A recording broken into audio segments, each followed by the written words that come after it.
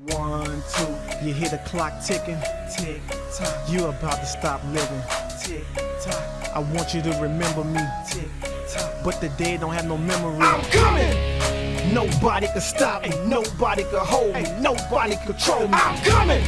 I'm here to do my thing, I'm here to bring the pain. I'm never ever gonna change. I'm coming. Hey folks, Evil DM here, back with another episode of Idols and Efreetis. Just wanted to go over an email that I got recently from Big G asking about, he's playing an illusionist starting first level, and he wanted to know about Phantasmal Force and how I would handle it as a dungeon master. So if we flip to the player's handbook and we take a look at page 75 of the Phantasmal Force spell is listed under illusionist spells. Page 75 is a magic user third level spell because it references, actually, if you look at the page for Phantasmal Force for illusionist, it references go back to the magic user spell on 75, which one he is very famous for doing in a lot of spells. If the spell is like this spell, please see the other spell, things like that. But anyway, so the explanation of the spell on page 75 is when a spell is cast, the magic user creates a visual illusion which will affect all believing creatures which view the phantasmal force, even to the extent of suffering damage from phantasmal missiles or falling into an illusionary pit full of sharp spikes. Note that audible illusion is not a component of the spell, so remember that. The illusion lasts until it is struck by the opponent, unless the spellcaster causes the illusion to react appropriately. Interesting. Or until the magic user ceases concentration upon the spell because they don't care anymore, they're done with it, they're moving around, successful attack which causes damage. Creatures which disbelieve the phantasmal force gain a saving throw versus their spell.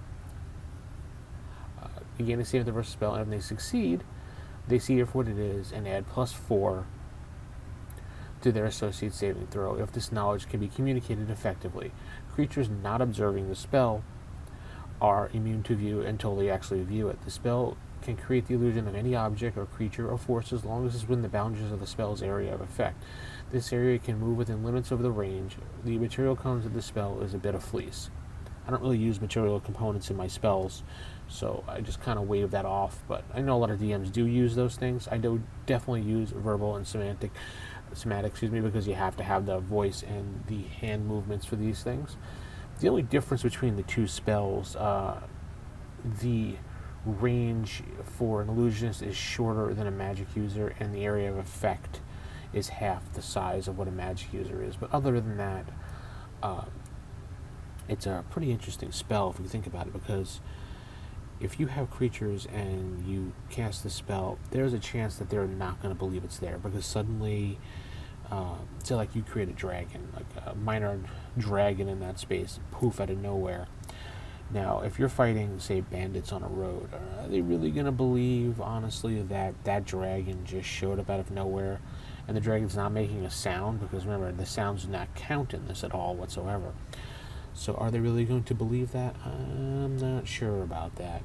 So I would probably give them a chance to roll disbelief. Now, if you're fighting like a creature that's not intelligent and a dragon shows up, absolutely, they're going to believe it without probably a saving throw. Now, I know a lot of DMs that actually right off the bat would just be like, all right, I don't want to deal with this, save throw. And then once the save throw is failed, they just move on from there. But there is a chance that a intelligent or semi-intelligent creature that you're fighting, or a person, humanoid, whatever you want to call it, will roll periodically, because it's not always believable. And also you have to remember that while the thing is doing damage, say you have a dragon, so you're doing dragon damage to these pathetic beasts, the damage will accumulate, and should they attack it and hit it, the thing just goes poof, it's gone, right then and there. Now also, during that time when the illusionist is using the spell, or the magic user is using the spell, the character is kind of stuck, incapacitated, so to speak, because they are concentrating. They cannot move according to the spell. They cannot do anything except concentrate on moving it and reacting. Now, I would say on their turn, if they want to have it move around and stuff like that, yes, absolutely, you can do that. That's part of the reacting thing. You're controlling it. Think of it like a remote control little monster or car you're moving around, like a little boats. So you're kind of doing that. So you're kind of stuck there in that position. So if one of the bandits figure out that, hey, that's an illusion, or hey, I think that guy's controlling it because he's standing there with his hands doing one of these, then obviously that's a sign of control. You can have your bandits or semi-intelligent, I would say more intelligent creatures, figure this out by watching and observing. Now, the animals and things like that are just kind of intelligent enough to fight or move are probably going to run. So like if you were fighting a giant bear or something like that, and you all of a sudden, boom, this giant creature, that bear is probably going to be like, oh crap, and I'm out.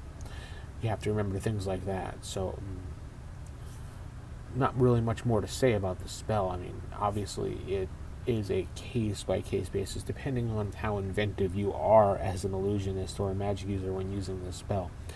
So hopefully that did help. Give me a like, comment, tell me how you use the spell.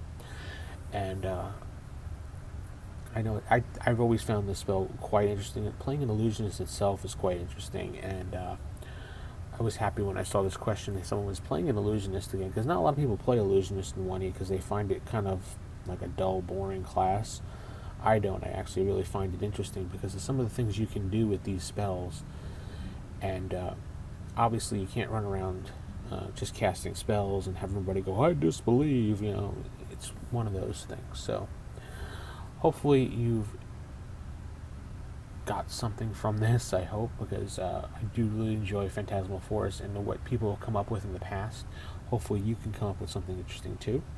Actually, give me some comments below and tell me what you think about this spell and what you would come up with, so I can try to figure out ways that someone would save or wouldn't save. So keep it original, keep it old school, and good night, everybody.